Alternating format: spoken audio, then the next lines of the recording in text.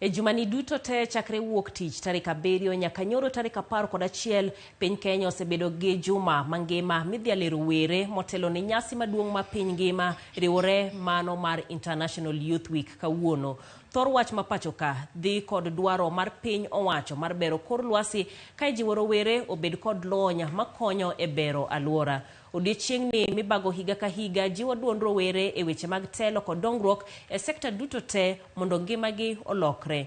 E twak kawuono wang'iyo dongruok mar rowere pachoka kod thuolo mantiere ne rowere ka watwa kod Winnie Anyango mawuok e riwruok mar Winnie Tap Kenya. Oimore machiegni. Oimore jai, kamano kombe. Doko daka. In kaka rawera ma pacho kendie ge sane ge ngima masani king'iyo ngima mar rowere pacho kendie ang'o minyawacho? Wadhi maber koso? Wadhi maber kendo wadhi marach. Mokwongo kawa celebrate rowere masani wa celebrate mar 23 wasebedo ka sama kuma wantie sani okuma ne wantie iga mokalo. Momiyo anyalo wacho ni wasebedo maber kendo wasebedo marach.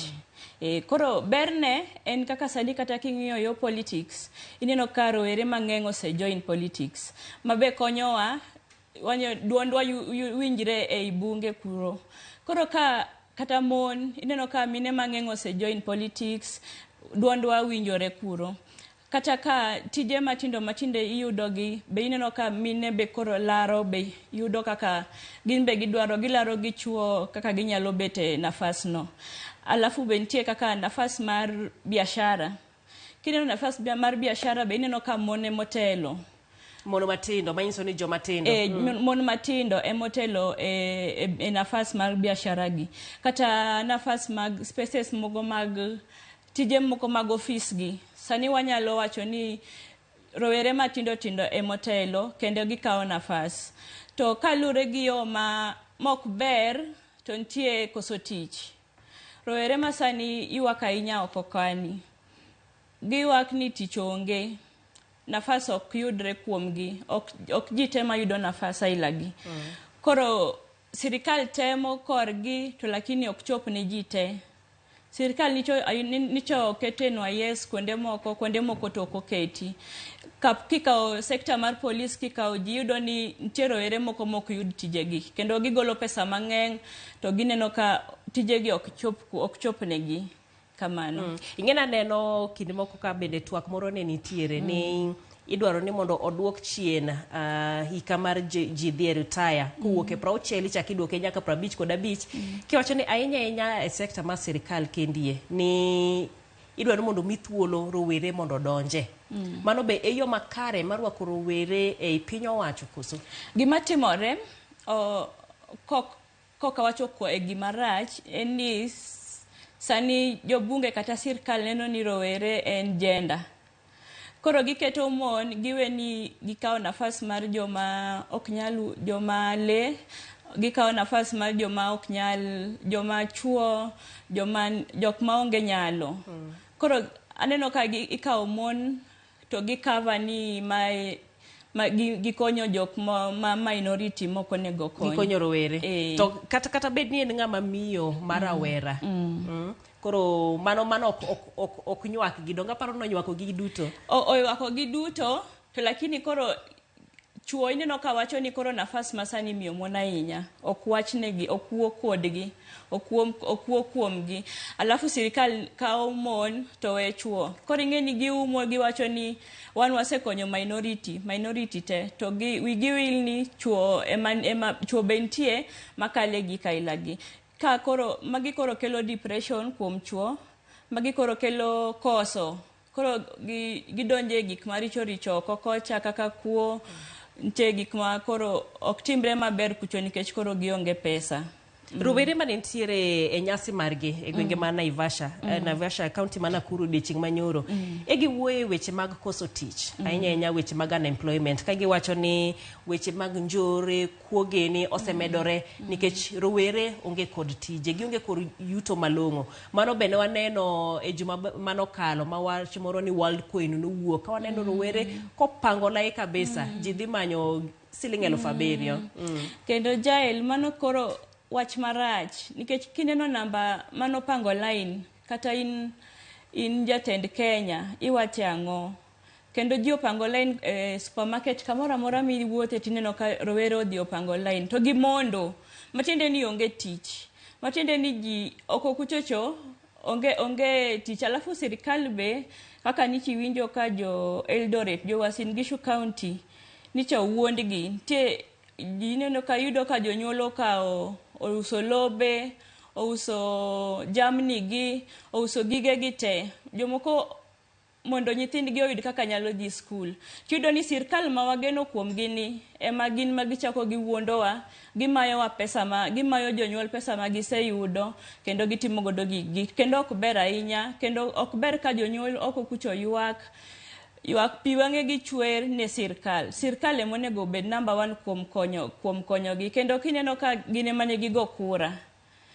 kura mondo jo sirkal okonygi to kendo sirkal achiel ni ema biro to fail gi mano wich kuot kuom Kenya kendo wich kuot kuom rowere mantie koka to kaka rowere mapacho ka dibed ni ena ywak lelo thuolo mage nikech sama bende ng'iyo thor wach sama wadhialo rowere wang'iyo kanyero okenge ma gibende owuon gisegoyo e lokruok mopogore pacho ka kanyinya wacho ang'o gin okenge mage ma bende gisegoyo gintie okenge gisegoyo ma ntie kaka ntie networking magitimo mamiyo ginyalo donjo kaka nawacho ni gintie sirkal gitemo alafu ntie kaka gi create awareness okokocha gimbe gigolo duondgi mondo ji ong'e ni ginbe gintie ok ni gilinga gibet ino ka ginbe giwuotho ka oluong gimoro mantie to gineno ka rowere oringo mondo yud gimoro molandno kamano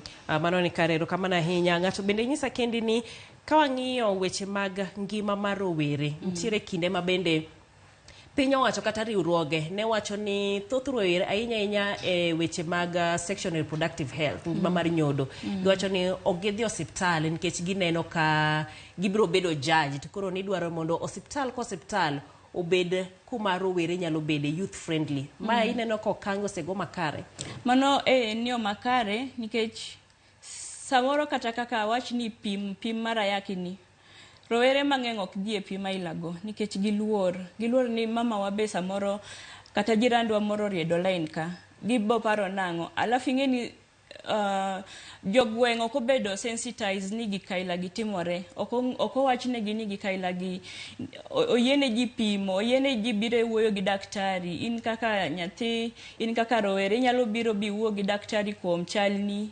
koro aparo ni mokwongo onego wuo gi jogweng' ong'isgi o create awareness ne jogweng' mondo ging'e ni gikaila gitimore to gin be onego opimgi gin be mondo ging'e koro onge tiende mar mondo ka wa normalize to koro onge tiende mondo waket hospital moro kuchocho hospital moro koni but ka wa normalize gini ko normalize any services mitimo ko weche mag akwede koro nyaka wang'igo ni inyala pima buti kama to kine marach to ka en gima rach to daktari nyalo luonga ni mae to nyaka wapimi bathe ing'eni gini koro tinde mineno ka ok iketo tent konde moko ipimo ng'ato kama onge ji yes HIV koro kaka kidwa ng'e chalni to nyaka ng'ne samoro ng'ne luongi bang'e bathe tiwachoni but ka wa normalize wuoyo gi nyithindwa wa normalize wuoyo ni di mondo pimi jonyuol bonego okaw nafas mar dhi ng'iso jo nyithindegi rowere mondo dhiure siptal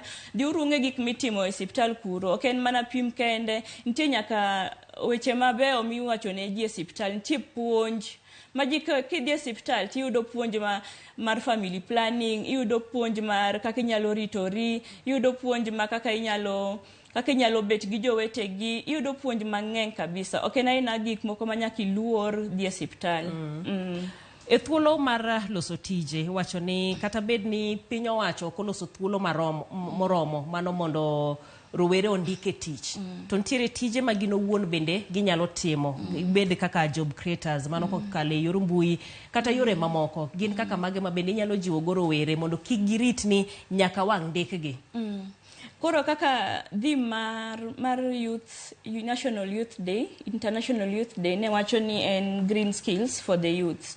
Koro ineno skills gi, emomiyo ineno ka UN temo wuoyo gi ji mondo bed gi skills gi, temo puonjo ji. Nikech by 2030 ka ok wang'eyo, wan kaka rowere ka ok wang'eyo skills gi, nitie kaka ok wabi bedo e yo makare. Nitie gik mang'eny ma wabo wito. Koro nitie nyaka inyalo bedo e agriculture, inyalo puro, inyalo dhi chako ohandi, inyalo loso kibanda ni matin kanyo, ibeda beta ng'ama orikni kaka rowere tichaka tiji. Oyienwa mondo ok irit mondo ndiki, kirito to ilal. Iwacho ni sani nyaka iwuon ichung' iamua ni idwa timo giri kendi. Kirito sirkal be nigi tije gi moko. Sirkal be wan rowere mang'eny e Kenya ka, okang' ne ging'iwa wate. Koro anyalo wacho ne jo rowere mani oko kocha, chunga, tima gimoro amora minyalo, bora iyudo gimoro e ofukoni. Kamano. Kamano ahinya. Ka watieko to mano mondo wadonje, ang'eni mano sekta ni ahinya. Mano ngima joma nyiri kanyakla kod weche iye mohew, mano early pregnancies, kod weche mag sanitary towels. Mana kimiyo mano gi wachni mogik. Koro ka kuom sanitary towels, anyalo wacho ni sirkal osetemo konyo grassroots. Mak mana ni koro jopuonje ok gol gigi. Nicha wawinjo ni jopuonje moko uso gigi. Mano ma sirkal ochiwo ne skunde. Ma sirkal ochiwo ne skul. Samoro kata iyudo ni women rep ochiwo gigi ni mondo tigo. Iyudo ni japuonj uso. Samoro ko usi, samoro kana kani ofise kanyo, ok odwa chiwo. Alafu onego wawuo gi jopuonje wa ma chuo. Gin bonego wapuonjgi. Koro ineno samoro deputy ema obedo in charge mar gigi e school, to ok en comfortable mar pogo. To be ok odwa chiwo. Japuonj oluor. Oluor. Donge en japuonj madichuo. Koro oluor ok odwa miyo ng'ato be responsibility gi gintie lwete. Nikech ing'e ni sirkal ka dwe oserumo ting'iyo records. Koro mago gima ok odwa dhi. Afadhali gibed kanyo. Moko samoro se expire kanyo but ok gichiw. Koro agombo ni sirkal kanyalo sensitize mondo ji owuoe jopuonje machuo gi be ong'igo ong'e ni gigi be nyithindgi manyiri be tiyogo, monde gi be tiyogo. Koro ok en gima lich ahinya ma nyaka koro ok ginyal konyo godo jowe. Ka sirkal ogolo, yie ikony jowetegi, yie ikony nyithi jowetegi mondo be oyie otigo. Nikech ka gitiyogo to koro ibo neno ka nyathi ma nyako ok bi e skul. To mano gima rach, nikech koro onge kaka okonyre. Iwacho ni jonyuol penjere oko kucho ni gidhi e skul koso gichul school fees, ginyiew chiemo koso ginyiew sanitary towels. To sirkal kata women rep kata ng'ata oyie ogolo moko ochiwo mondo umiji. Koro chiwgi. Chiwuru mondo ji oyud kaka nyalo tiyogo. Erokamano ahinya Winnie. Sama koro mahiga ni wasedhialo, okenge mage mowinjo bed ni wagoyo mondo ka higa manyien ichaki dhialo odiochieng' rowere to bed ni wasechopo kama. En kanye mudwa ni wachope? Agombo ni mondo wariure kaka ojende, wariure wate mondo wamed wuoyo. Ahero kaka nyako moro mano wuoye Uasin Gishu cha wuoye. Nyaka wajiure. Kwa medo ling to wadhi hinyore.